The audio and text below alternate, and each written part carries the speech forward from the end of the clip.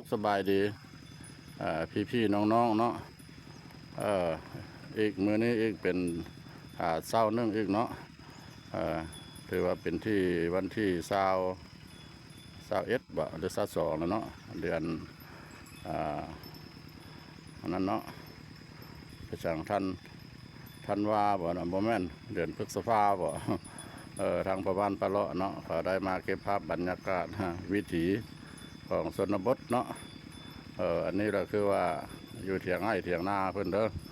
เพิ่นกำลังไถไร่ไถนาอยู่อยู่ชนบทท้องถิ่นเฮาแล้วมันเป็นอันนี้ได้หลังสู่ฟ้าหน้าสู่ดินเนาะถึงดูฤดูการผลิตแล้วเพิ่นก็ฮ้อนนี่เพิ่นก็เฮ็ดแล้วไถไร่ไถนาบ่ได้อยู่คือคนอยู่ในเมืองเลยเนาะลงไถไร่ไถนาถึงปลูกถังผังเนาะไปเบิ่งตามพ่อบ้านพะเลาะไปเบิ่งเลยเด้อเดี๋ยวอันนี้ก็คือสัตว์สาวาซิ่งเพิ่นนะมันมีงัวเพิ่นบอกหลายๆตัวในงัวเพิ่นนะ2 4 5 6 7 8 10 ปลายพอการผู้ชมเลยรถไถนาเดินตามเพิ่นก็มีอยู่2 คันมันอยากกินน้ำหรือเปล่าเลยงัวนี่มันลั่งมามันจะกินพวกนั้นน้ำแล้วมันจะกินน้ำแล้วนะอดเอาจะน้อยกับผลตกหลายแล้วก็หญ้ากับป้งเลยเด้อท่านผู้ชมเอ้ยมันจะอึดน้ำอยู่แถวบ้านนี่แหละมันอยู่บ้านนั่นเด้อบ้านนาบึงเมืองเซวังไฟแขวงคำม่วนทางพ่อบ้านพะเลาะก็ได้มาเก็บภาพบรรยากาศเนาะถ้าเป็นคือจังซี่ละชาวให้ชาวนาในฤดูการผลิตแล้วอันนี้กษัตริย์มันก็อยากกินน้ำแล้วในมาบุมีน้ำกินอีตนสงสารมันอยู่เนาะมันอึดน้ำเนาะปัญญามแรงแห่งเต็ดทานผสมมันบุมีน้ำประปาแล้วก็บุมีแรงน้ำใหญ่แถวนี้มีแต่ห้วยเล็กๆน้อยๆตามพ่อบ้านพะเลาะไปเลยเนาะไปเบิ่งเพิ่นคาดให้ไถนาเนาะ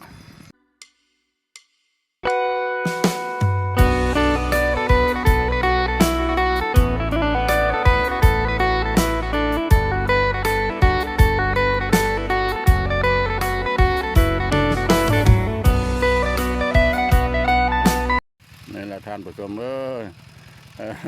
เป็นเอามากินเนาะ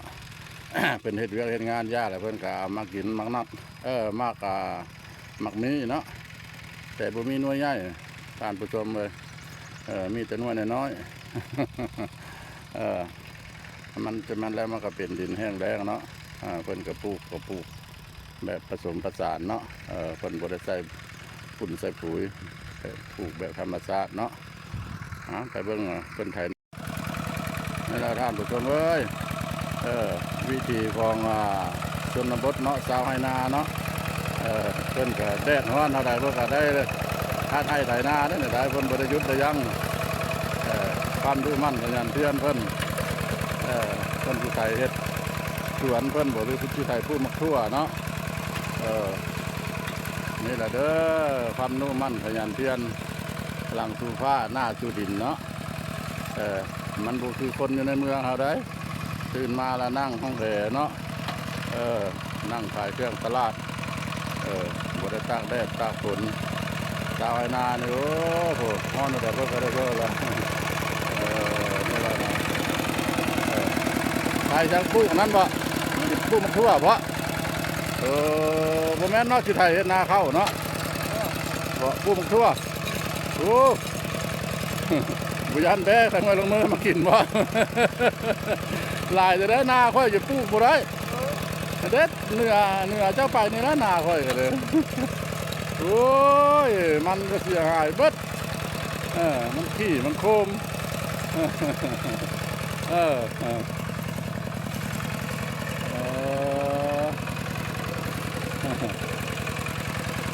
คักแล้ว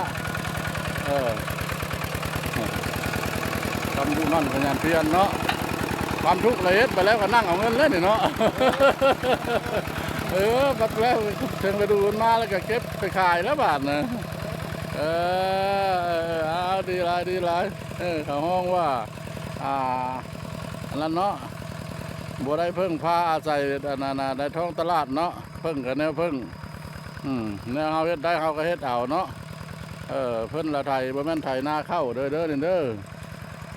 เพิ่นไทยเพิ่นสิปลูกมักทั่ว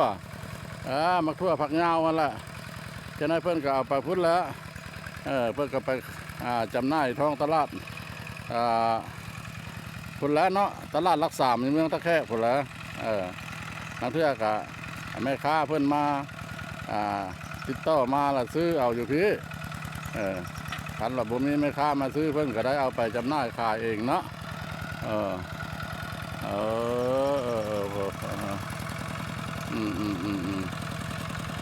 คำดูมั่นขยันเพียรเบิ่งเอาเด้อท่านผู้ชมความดูมั่นขยันเพียรของชนบทเป็นบริยานแดดเป็นกระแข้งคนเป็นกระแข้งหลังสู้ฟ้าเป็นว่าเขาให้ชาวนาเนี่ยเนาะหลังสู้ฟ้าหน้าสู้ดินสู้เพื่อชีวิตเนาะจ้า6แล้วก็7 8เป็นอันนี้ละท่านผู้ชมเลยบนผักบนเพิ่งพาอาศัยเพิ่นเนาะ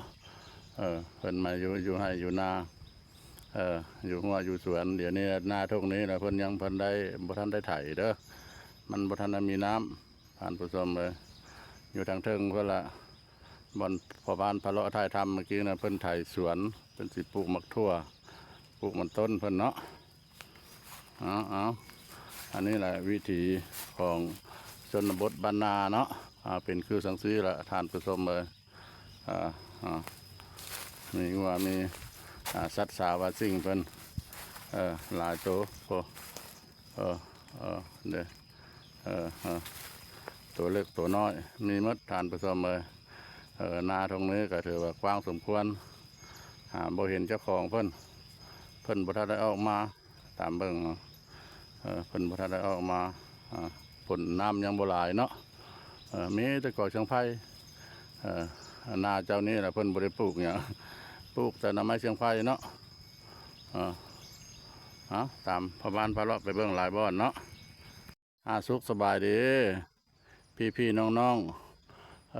เพื่อนมิตรทั้งหลายเนาะทางท่านผู้ชมถือว่าการเก็บภาพบรรยากาศของเช้าวันใหม่นี่กันเนาะ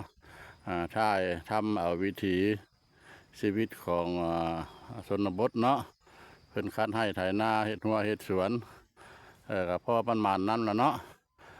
มาวันนี้ก็ทางพ่อบ้านพะเลาะก็จะขออนุญาตปิดคลิปไว้เนาะโอกาสหน้าอย่างสิพาท่านผู้ชมไปเบิ่งหลายบ่อนหลายที่อีกเนาะถ้าท่านใดหากหูเห็นจากคลิปของพ่อบ้านพะเลาะเนาะ